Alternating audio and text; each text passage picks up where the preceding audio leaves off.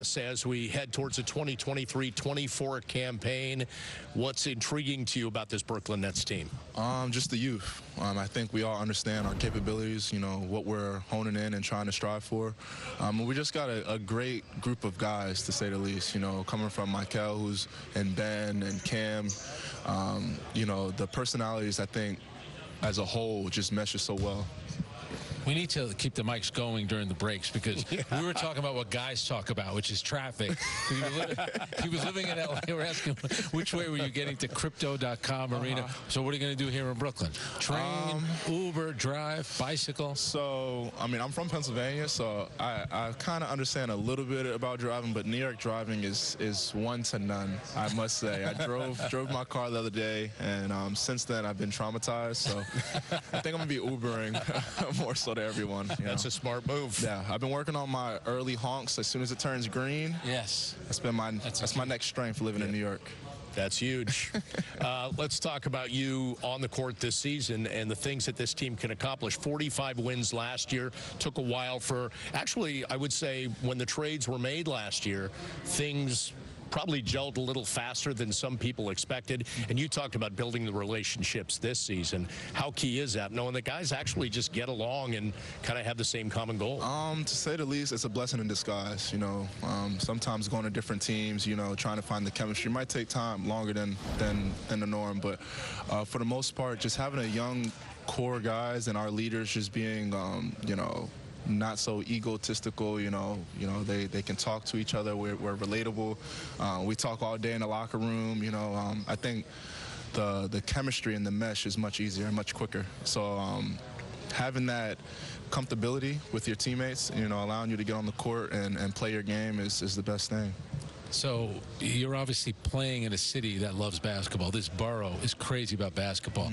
You're coming from the Lakers, where everything gets overanalyzed in L.A. What was the experience like? And also talk about that game you had against the Warriors in the playoffs with the 15 points in the fourth quarter in the second round, which was, one of the best performances you've ever had. Yeah, I would say playing in L.A. is it ain't for everybody. I would say that, the mental aspect, depending on who you are, it might take a toll, who knows. But playing there, it was great. I'm excited to be back in the East Coast. It's my first time back in the East Coast. I've been drafted by the Spurs, played with the Lakers. So to be this close to home, I know how the energy is here. I know what to feel, what to relate, and just what to breathe. I know how to play the game. I play really hard. I know the fans are going to love me being here.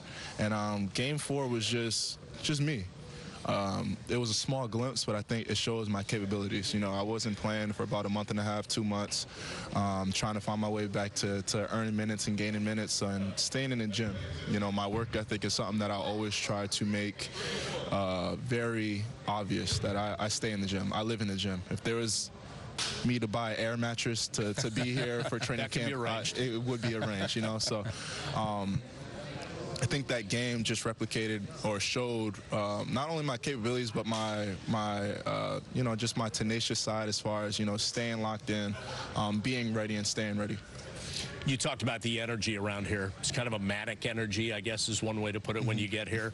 But you have a head coach who seems kind of zen, kind of relaxed. Is he that way? It's an interesting sort of balance with the way he does his business. He is a terrific coach. And I think having someone like him for a group of guys like us, it's perfect. We want to play fast. We want to run. We want to be the most conditioned team in the league, which is something that he's honing on in.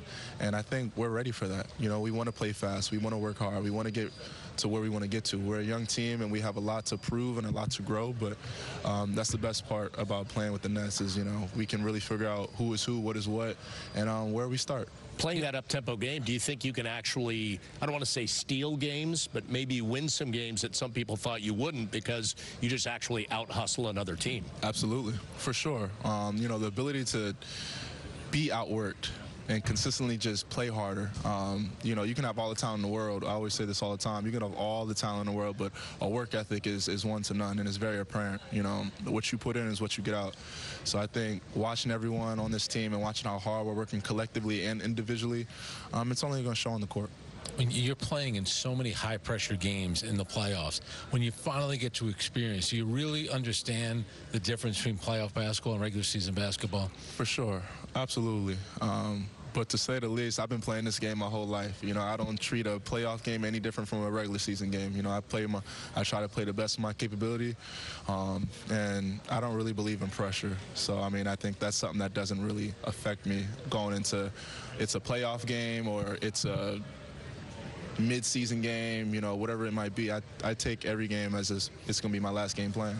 Lonnie, thanks for joining us. By the way, they want to know if you have time to move a cement mixer 5 miles down the road and sit in traffic for 3 hours. Are you willing to do that, or is that how many miles? 2 miles for 1 hour? Yeah, 2 miles for